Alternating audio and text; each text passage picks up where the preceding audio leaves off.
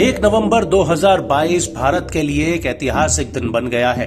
दरअसल इसी दिन भारत की अपनी डिजिटल करेंसी लॉन्च हुई, जिसकी वजह से देश के करोड़ों लोगों को डिजिटल लेन देन में सहूलियत होगी। साथ ही डिजिटल रुपए के इस्तेमाल के लिए रिजर्व बैंक ऑफ इंडिया ने देश के कुल 9 बैंकों का चयन किया है और आरबीआई का कहना है कि डिजिटल रुपए का इस्तेमाल सरकारी बॉन्ड की खरीद बिक्री पर होने वाले निपटारे की रकम के तौर पर भी किया जा सकेगा।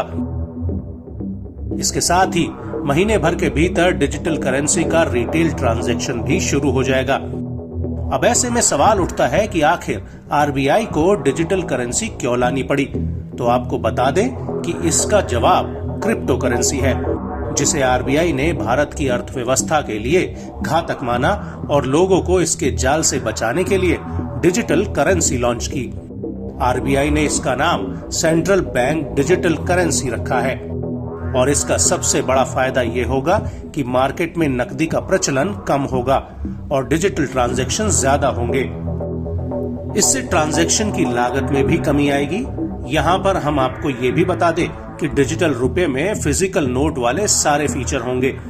लोगों के पास डिजिटल करेंसी को फिजिकल नोटों में बदलने की भी सुविधा दी जाएगी।